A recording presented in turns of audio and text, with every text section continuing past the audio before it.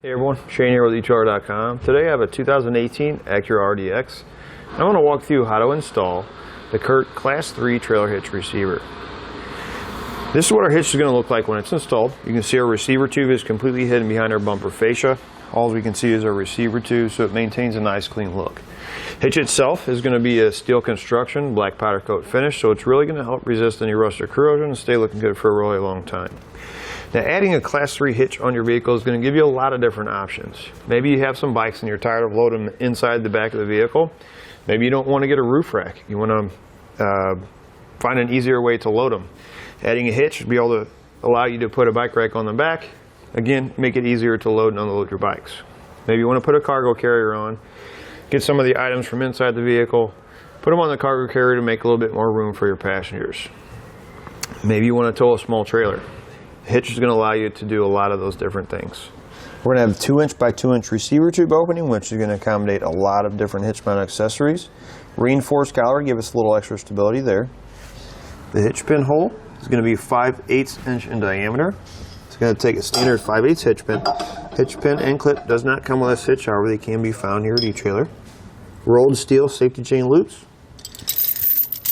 It will accommodate different size safety chain hooks. Now I'm going to give you a few weight capacities and measurements to help you when deciding on any of those hitch mount accessories. From the center of our hitch pin hole to the outermost part of our bumper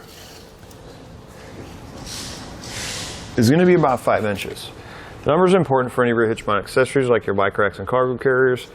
They may fold up against the vehicle. You want to make sure they're not going to make contact. From the ground to the top innermost part of our receiver tube, we're looking at about 12.5 inches. Keep that number in mind for any of your hitch mount accessories and may require a little bit more ground clearance. As far as our weight capacities go, we're going to have a 600-pound max tongue weight. It's going to be the downward pressure on the inside of the receiver tube. So whether we're putting on a cargo carrier, bike rack, or even putting a trailer on, we'll make sure we're not exceeding that. We're going to have a 4,000-pound gross trailer weight, which is the trailer plus the load included. Always recommend checking the owner's manual of the vehicle. Make sure the vehicle can withstand that amount of weight. You're going to go with the lowest number between the vehicle and the hitch. Now that we've gone over some of the features, let's walk through how to get it installed. First thing we need to do is start our installation. We're going to have 2 nut plates like this, about 2 inches down. You're going to bend it just like that. We're going to come up to our frame rail. You're going to see a large hole, and then this hole right behind it. We're going to feed our nut plate in. We want it to sit right over top of that, just like that. We're going to do that on each side. Next, these most rear holes, they're going to be threaded. They're going to be open to the element, so I suggest spraying some cleaner in there, taking a brush and brushing those out. Make sure there isn't any dirt, debris, or anything like that inside the threads. Next, we'll raise our hitch up into position.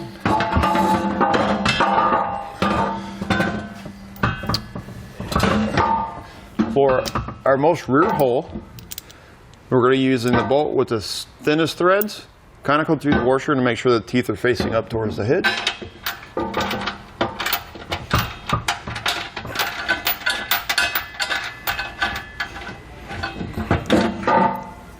For the most rear hole, we're going to be using the wider thread bolt.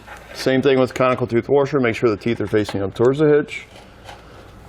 Our nut plate. Line it up, and then we'll thread our bolt into the nut plate. And we're going to do the same thing on both sides of the vehicle. Then we'll come back with a 3/4 inch socket and tighten all our hardware down. Then we'll come back, torque all of our hardware to the specifications and the instructions.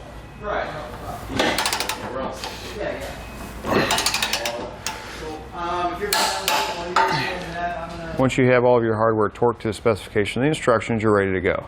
It's going to do it for a look at and installation on the Curt Class 3 Trailer Hitch Receiver on a 2018 Acura RDX.